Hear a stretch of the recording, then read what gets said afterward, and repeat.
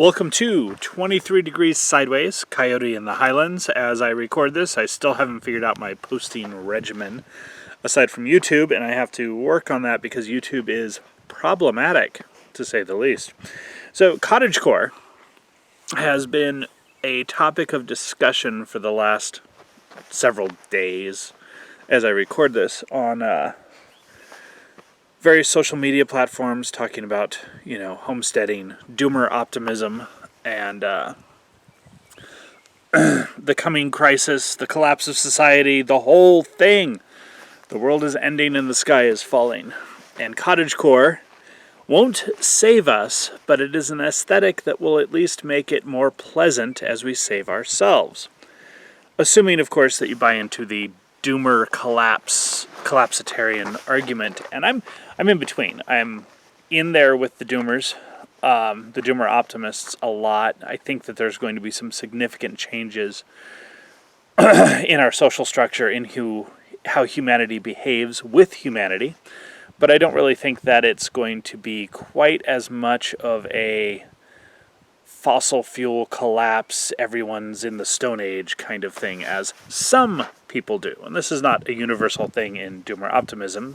Obviously, I don't share the Stone Age or Bronze Age component, but cottagecore is an aesthetic. Cottagecore is an aesthetic that was named, I think, in early 2019, like the official name. It's a kind of a Victorian revival, but it's not. So it seems to have come out of a Victorian revival among lesbian communities. So that seems to be the basis. Girls wearing dresses, reading books, sipping tea in the countryside with fancy dresses. And really neat cottage decorations. And of course it expanded immediately beyond that. There's a huge cottagecore traditionalist movement. So there's a thing called tradwives, women who want to be homemakers, but they want to be homemakers in a kind of an idealized sense. They don't want drudgery and boredom. They want education and freedom, but then they want to go, make a really nice kitchen, make a really nice homestead, make a really nice truck garden, stuff like that. And there's nothing wrong with that either. But it's part of where the cottagecore movement comes in. And then there's cottagegore, which is a little more, you want to say gothy, but it's not even goth. It's more horror-ish oriented. It's the Brothers Grimm brought to life, like as a fantasy, as a life fantasy, as an aesthetic. The darker woods, the spider webs, the ovens with suspicious little meat packages in them that look like toddlers. Cottagecore. So there's been some pushback on that because cottagecore is an aesthetic, and aesthetic means pretty and art and stuff, and there's a lot of people in the homestead, doomer, off the grid, and climate crisis communities who really don't like the idea of taking the time to make stuff pretty or spending the money to make stuff fancy. And this is where we get into the next step of the little history of cottagecore here. It went from this initial Victorian revival to a combination of things. It's not just Victorian. It's Victorian, it's Southwest, it's Americana, it's American country, it's Edwardian. It kind of encompasses a huge amount of Western culture. And you think about the Southwest of the United States, and what is that but Western culture? It's a combination of Spanish, Moorish, Reconquista, but very Moorish-influenced Spanish architecture and practices with the American Western movement, and it all comes together. And, yes, the native tribes are actually a part of that. They're very influential in how the architecture and the living spaces down here developed. So, we're not ignoring that. And then, you get to Edwardian, you get to the 15th century style of houses, and you get to thatch and plaster and exposed beams and stuff like that. And then COVID happens, right? Boom. You've got the pandemic and the lockdowns, and a lot of people, especially a lot of people who are kind of on that edge of trusting society, go off the deep end. And that's a fantastic thing to do because we all need to be doing that. And cottagecore becomes something of a living dream, something of a living goal for people. You know, they're getting out of the cities. They're getting, even if it's a small suburban plot, you know, a quarter acre in the edges of the suburbs, or even a, 1,500 square foot lot in the suburbs. Whatever it is, people are trying to make it rural, make it countryside, make it feel like the cottage aesthetic, stained wood and carved stuff and pretty plants and painted rocks and fountains and wind chimes and the whole thing. And it's all glorious and wonderful. And this is part of the COVID escape, the pandemic reset. There has been a significant number of different types of resets, and I'll talk about some of the weirder ones, like how government services went weird, how corporate services went weird. I'll talk about all that later. But one of the resets was people getting back to life, getting out of the urban trappings and getting to more nature-oriented trappings. And yes, just having a window with a chair by it and trees outside is more of a nature aesthetic than, a brick wall across the alley outside of a window you never open in a city. So, take this as a positive. This cottagecore thing is just fantastic and absolutely fantastic for people and for people's psychology. Now, I get run down a lot when I talk about psychology because people without a psychological background tend to think of it as a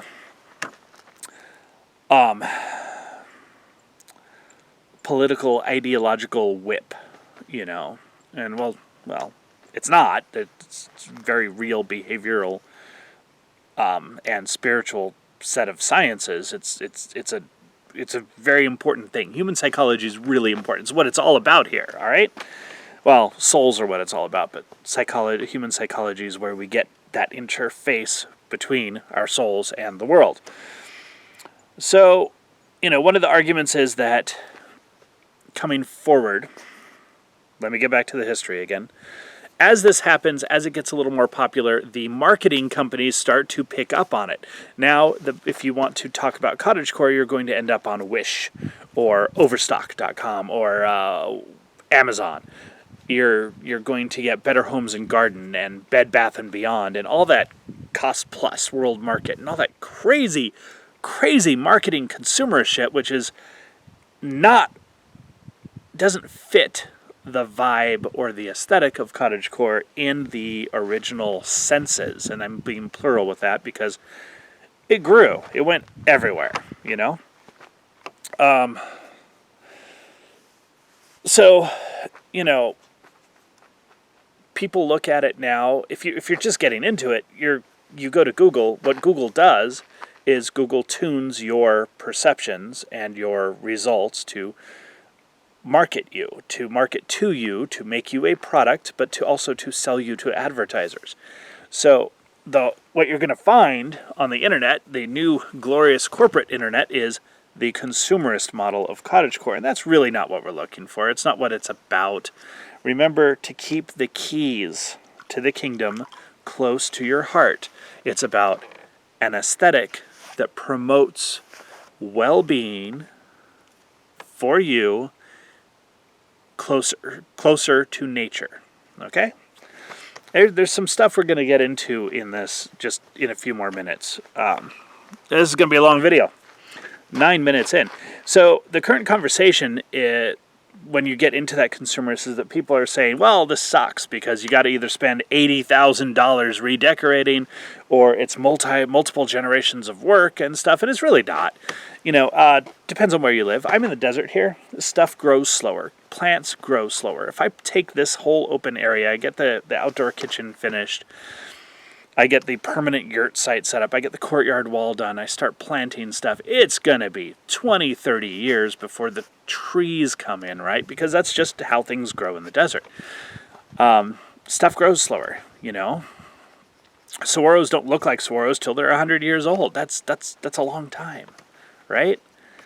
But if you're back east, say if you're in Tennessee or North Carolina, you know, cottagecore off-grid, like as a homesteader, if you got a couple acres, it's 3 seasons and $8,000, $6,000, $10,000, somewhere in that ballpark. You know, build a little cottage cabin, decorate it up. 3 seasons is your decorations and your tending and stuff. That stuff grows relatively fast. You've already got plants everywhere. You know, you can get that really easy. It's going to be a little bit more of the backwoods cottagecore, not the English estate cottagecore, and that's fine. A lot of people want something a little bit closer to a Tolkien house in the woods in their cottagecore, and that's absolutely fantastic. If I was out there on that side of the country, I think that's where I would go in a heartbeat. I would be a treehouse dweller. Yeah, that'd be cool. So it's not this thing that takes so much, but it does take effort, and it does take attention to an aesthetic. It does take time. Now, there's the military side of me that is like, okay, what this means, the basic, how you get cottagecore aesthetic going in your homestead is to put stuff away, clean up the mess, finish the job.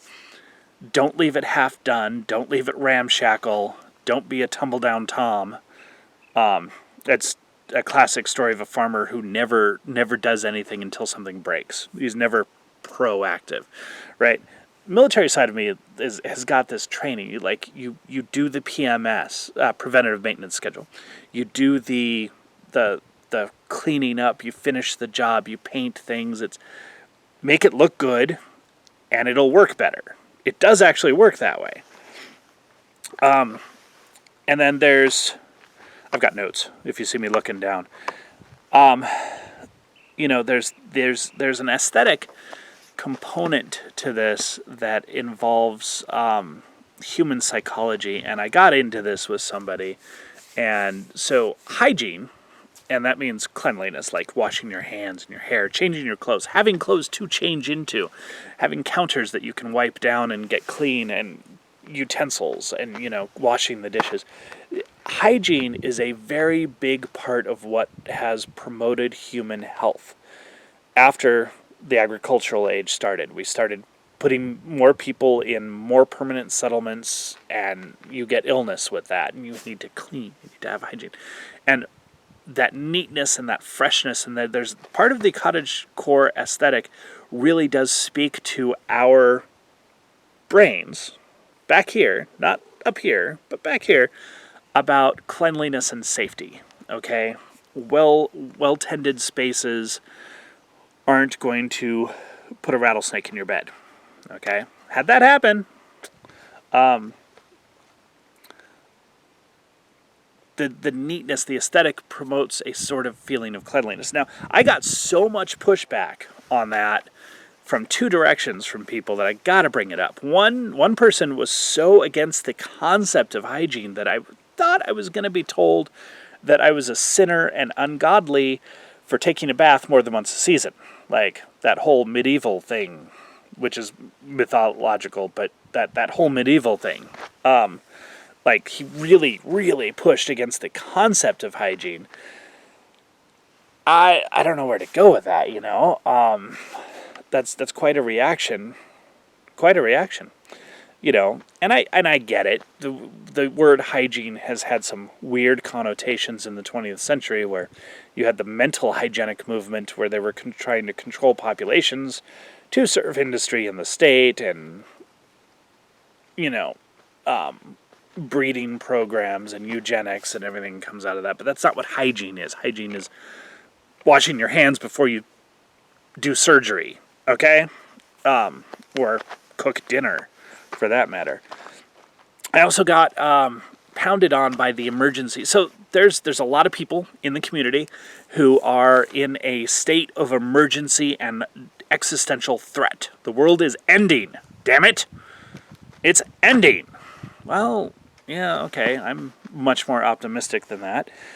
And so for them, anything you do to take the time to make pretty, to paint, to do the hippie stuff and paint pretty pictures on your poles, or carve the wood over your door, your lintel, or whatever, anything that's like that is taking away from the serving that existential threat of survival. You're not doing the absolute bare survival mode for you and the planet, or for the planet and not you, or whatever. And, well, I can't argue with that. If you think that making things look good and that an aesthetic, any kind of aesthetic, is bad and non-utilitarian and we need to just struggle for survival in the middle of, I mean, honestly, the most abundant period of human history, well, okay, I can't talk to you about that. I can't communicate about that. It's kind of, what do you say? So, cottagecore, and I'm not talking in detail about specifics right now. I'm not telling you how to put up the reed fencing. I did a post on Twitter about some ideas of how cottagecore works, like put up the fences, use the materials you have, make things neat, clean up, pile. I've got all that, and I'll do more videos on that if you would like me to. If I get over, 50 or 100 subscribers someday. So, here comes the hard part of cottagecore for a lot of people. And I think that this is something that is built in to at a level that most people aren't aware of. Cottagecore is fundamentally Western. It's and that's the whole thing. It's about the West. It's Western heritage, Western civilization, Western farming, Western rural life, Western yeomanry. And for a lot of people in the climate crisis, the global crisis, the everything is a crisis, the world is always going to end, communities, everything from the West, of the West, that involves Western culture or civilization is evil. Evil, evil, evil. Most of them want to live an idealized yeoman, farmer life. They want to, or small town yeomanry. The British village of the 18th century where you have the blacksmith and you have the apothecary and everyone has a little place and you can grow in your stuff, and most people grow food, but you don't have to grow food if that's not what suits you, and you're in the rural countryside and it's all neat and looks like a set from The Hobbit. And people really want that, but they really want that while they want to hate the basis of that. Okay, the yeoman farming tradition, the free farming tradition. Thanks to one of my friends online, I've done a lot of research on farming lately, small farms in the present and in history, and, outside of that yeoman tradition, it pretty much sucks. It's mostly serf, slave, sharecrop, really bad and abusive stuff for the lower classes. This notion of an idealized rural life, which idealized doesn't mean unrealistic. It just means holding to your ideals. This idea of the idealized rural life where people have their independence and have their ability to make their decisions and have their own effort and product, that's very Western. It's not just Western, it's kind of specifically Northern and far Western European. It's very, very much something that comes out of the Scandinavian countries, the British Isles. And if you don't know the history, basically that's the same thing. Some of the Western, Northern and Western Celtic or Germanic areas, or whatever you want to call it, okay? And then it goes through with the whole Celtic migrations and stuff into Iberia, into Spain, and into the southeast of Europe and stuff. But it's very, very much, when you look at how it developed and how it developed in the Enlightenment and through the last 1,500 years, it's very much a Western European thing. And if you hate that so much, you're going to be conflicted. You can't like cottagecore, because even though you want the independence and the flavor and the whole thing about the yeoman free farmer existence, you hate everything that's based on. You hate Western culture. You hate the religions, the traditions, the people. You hate everything about it. That's got to cause some really deep conflicts in there. And this is one of the reasons people push back on cottagecore so much. And I think it's completely invalid. I think that if you want to save Western civilization, if you want to take the good, the best of Western civilization and leave the crap behind, cottagecore is one of your primary movements. It's one of your things. I mean, it's not cottagecore itself. It's not cottagegore itself. It's not Americana Western aesthetics itself. But the idea, the all of it together. That's what you want.